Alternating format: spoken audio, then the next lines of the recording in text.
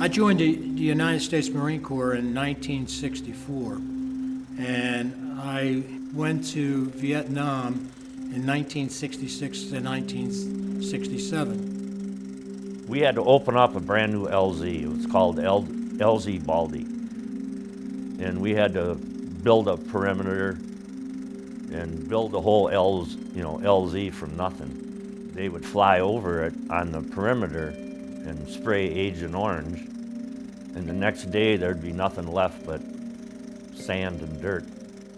We probably laid in it, we drank it, we probably slept in it, not knowing what this stuff was doing to us.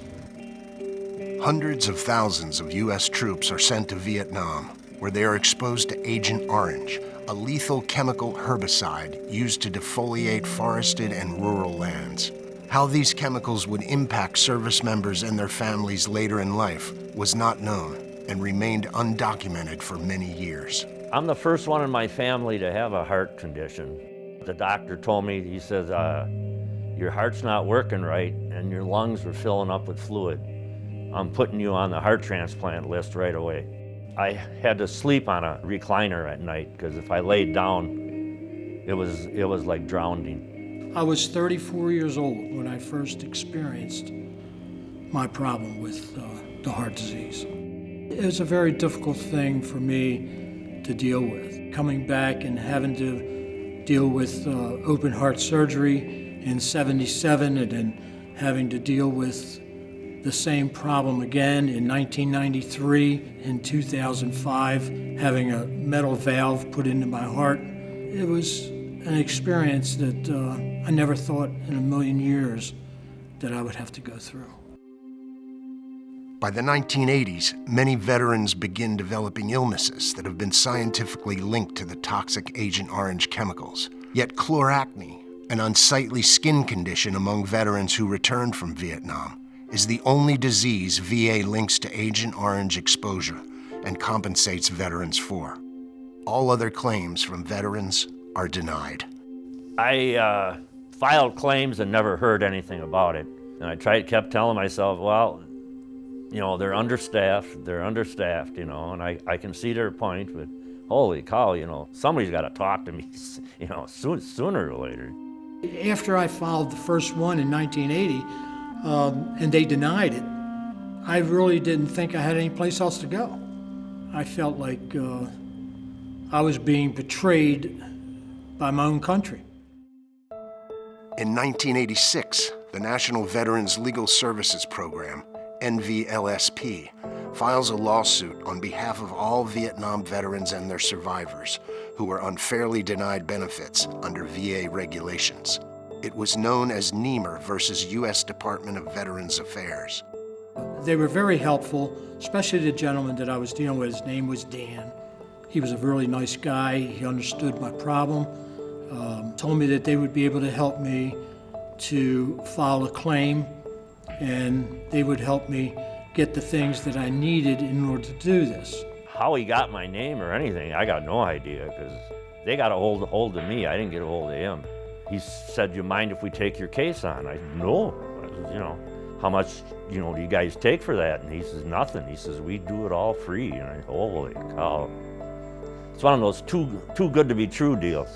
In 1991, NVLSP lawyers score a major victory in court by reaching a settlement agreement in the Niemer case that requires the VA, upon recognizing a correlation between Agent Orange exposure and a disease, to identify all claims based on the newly recognized disease.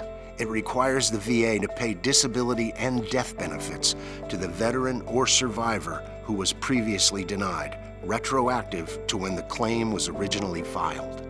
After I got my Agent Orange disability for my heart, I got I believe it was like $41,000 back pay they give me. They run it back to 2009. And he told me that they think they can take it back to 2005. They had evidence that I had ischemic heart problem back then too. They handled the whole procedure for me. They were very, very thorough in what they did, and They were very, very nice people to deal with. They explained to me that I should be hearing from them, the VA, shortly. And I did. They gave me 100% with pay. Make a long story short, they took my case on and they won it, and I got my statement, and there's 127,000 more than there should be. I said, wow. As a result of the tireless efforts of NVLSP, Niemer versus U.S. Department of Veterans Affairs remains one of the most successful class action lawsuits on behalf of United States veterans in our nation's history, resulting in over $4.5 billion in retroactive benefits awarded to hundreds of thousands of Vietnam veterans. The story, however, does not end there. Despite the successful settlement, NVLSP attorneys have since identified over 3,000 errors made by the VA that shortchanged veterans on the amount of benefits they received. By working to correct these errors, NVLSP has won more than $50 million in additional benefits for veterans and continues to monitor the settlement to this day. The Niemer class action is only one part of NVLSP's work, but it illustrates the immense difference a dedicated organization of expert advocates can make in the lives of those who served. The work that NVLSP is doing for veterans is invaluable, and I don't know of any other organization that is providing that level of legal advice to help veterans receive the benefits that they're entitled to at no cost to the veteran. One of the things that I struggled with when I came back was PTSD. My back was going out, every couple months I was having episodes where my back would just give out completely and I'd end up in the emergency room. And the attorneys there really explained to me that these things are here for you, but you have to fight for them. And luckily for me, I had somebody who was willing to help me fight for them. Today's veterans face enormous challenges in securing the disability benefits to which they are entitled. Expert legal advocates from NVLSP are working today to ensure that these veterans and service members receive the benefits they are promised by law. I never dreamed that this would turn out the way that it did. I had a very pessimistic view from the start, and these guys really stuck with me, and they put in literally thousands of hours of their own time, and for that I am eternally grateful. Without an organization of this type, I very seriously doubt that any of them would receive the benefits that they really deserve. I'd like to say NVLSP did a super job, and I can't be more proud of them, and I just hope they keep helping other veterans, the way they helped me. NVLSP currently represents over 100,000 veterans and service members across the country and around the world, in an effort to ensure that they receive the benefits to which they are entitled.